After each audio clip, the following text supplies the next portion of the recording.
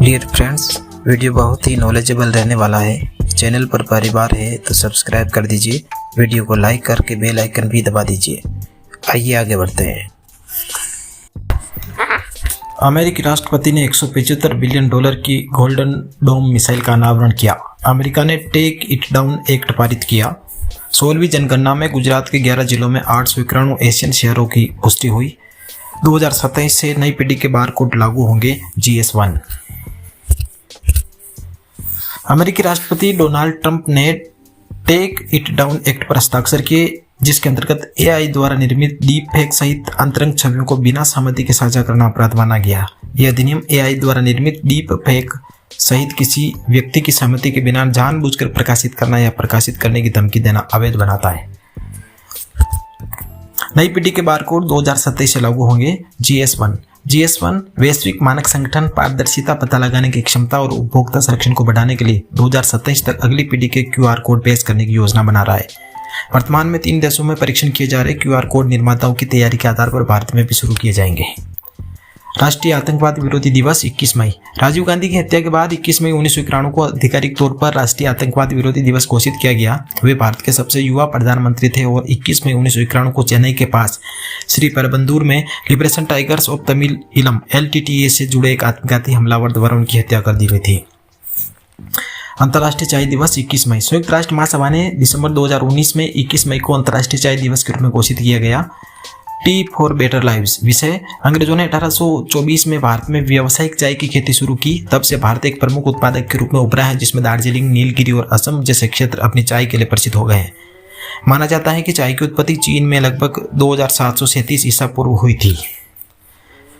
तेलंगाना दिव्यांग दंपति के विवाह के लिए 1 लाख रुपए की प्रोत्साहन राशि। तेलंगाना सरकार ने 2 दिव्यांग व्यक्तियों के बीच विवाह के लिए 1 लाख रुपए के विवाह प्रोत्साहन पुरस्कार को बढ़ाने का फैसला किया है। अमेरिकी राष्ट्रपति ने $175 अरब की गोल्डन डोम मिसाइल का अनावरण किया। अमेरिकी राष्ट्रपति डोनाल्ड ट्रंप ने संयुक्त राज्य अमेरिका के लिए $175 बिलियन के गोल्डन डोम मिसाइल रक्षा कवच की घोषणा की है। गोल्डन डोम अमेरिका को अंतरिक्ष या अन्य महाद्वीपों से प्रक्षेपित की जाने वाली लंबी दूरी की मिसाइलों से बचाएगा और वर्तमान रक्षा प्रणालियों के साथ एकीकृत होगा। 16वीं जनगणना में गुजरात के 11 जिलों में 891 एशियाई शहरों की पुष्टि हुई है। गुजरात ने अपनी 16वीं शहर जनसंख्या जनगणना पूरी कर ली है, जिसके परिणाम मुख्यमंत्री भूपेंद्र पटेल ने घोषित किए हैं। नवीनतम गणना में 891 शहरों की मौजूदगी का पता चला है। भारत ने संयुक्त राष्ट्र महासागर सम्मेलन 2025 से पहले दूसरी ब्लू वार्ता की मेजबानी की। पृथ्वी विज्ञान मंत्रालय ने फ्रांस और कोस्टा रिका के दूतावासों के सहयोग से नई दिल्ली में दूसरी ब्लू वार्ता का आयोजन किया है। यह ब्लू वार्ता फरवरी 2024 में आयोजित की गई। आज सुबह की प्रमुख 5 सुर्खियां। भारत के कोर इंडस्ट्रीज इंडेक्स ने अप्रैल 2025 में 0.5% की वृद्धि दर्ज की। विश्व माप विज्ञान दिवस 2025 मीट्रिक प्रणाली के 150 वर्ष पूरे होने का जश्न मनाएगा। भारतीय नौसेना ऐतिहासिक समारोह में प्राचीन छिले हुए जहाज को शामिल करेगी। मिजोरम को भारत का पहला पूर्ण साक्षर राज्य घोषित किया गया। अप्रैल 2025 में कृषि और ग्रामीण मजदूरों के लिए मुद्रास्फीति में कमी आएगी। 20 मई को विश्व स्तर पर मनाया जाने वाला विश्व माप विज्ञान दिवस दैनिक जीवन और तकनीकी उन्नति में माप विज्ञान के महत्व पर प्रकाश डालता है। इस वर्ष मीटर कन्वेंशन की 150वीं वर्षगांठ है।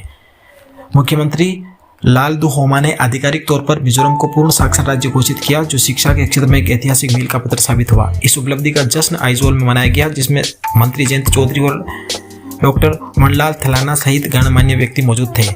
मिजोरम ने उल्लास नव भारत साक्षरता कार्यक्रम के अंतर्गत घर घर जाकर सर्वेक्षण और शैक्षिक पहल के बाद 95% साक्षरता को पार कर लिया। KVIC विश्व मधुमक्खी दिवस 2025 को मीठी क्रांति उत्सव के साथ मनाएगा। खाद्य एवं ग्रामोद्योग आयोग KVIC ने विश्व मधुमक्खी दिवस 2025 को प्रकृति से प्रेरित मधुमक्खियां हम सभी का पोषण करती हैं विषय के अंतर्गत मनाया। भारत ने विश्व हाइड्रोजन शिखर सम्मेलन 2025 में हरित हाइड्रोजन विजन प्रदर्शित किया। MNRE सचिव संतोष कुमार सारंगी ने रोटरडैम में विश्व हाइड्रोजन शिखर सम्मेलन में भारत के अक्षय ऊर्जा नेतृत्व और हरित हाइड्रोजन क्षमता पर प्रकाश डाला। राष्ट्रीय हरित हाइड्रोजन मिशन का लक्ष्य 2030 तक 5 मिलियन मीट्रिक टन हरित हाइड्रोजन उत्पादन करना है। न्यायमूर्ति केम्पैया सोमशेखर को महाराष्ट्र हाई कोर्ट का मुख्य न्यायाधीश नियुक्त किया गया।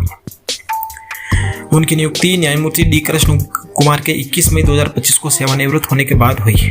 भारत के मुख्य न्यायाधीश BR गवई की अध्यक्षता वाले सर्वोच्च न्यायालय के कॉलेजियम ने 15 मई 2025 को उनकी नियुक्ति की सिफारिश की थी। मध्य प्रदेश कैबिनेट ने राहवीर योजना मेट्रो लॉन्च और आदि शंकराचार्य को मंजूरी दी। मध्य प्रदेश के मुख्यमंत्री मोहन यादव ने देवी अहिल्याबाई होलकर की 300वीं जयंती के अवसर पर इंदौर के राजवाड़ा पैलेस में विशेष कैबिनेट बैठक की अध्यक्षता की। सड़क दुर्घटना पीड़ितों को अस्पताल पहुंचाने में सहायता करने वाले व्यक्तियों को 25,000 रुपए का इनाम देने वाली राहवीर योजना की मंजूरी दी। वीडियो में अंत तक बने रहने के लिए दिल से शुक्रिया। चैनल पर फर्स्ट बार आए हो तो सब्सक्राइब करके वीडियो को लाइक कर दीजिए। अगले वीडियो में पुनः मिलते हैं। God bless you.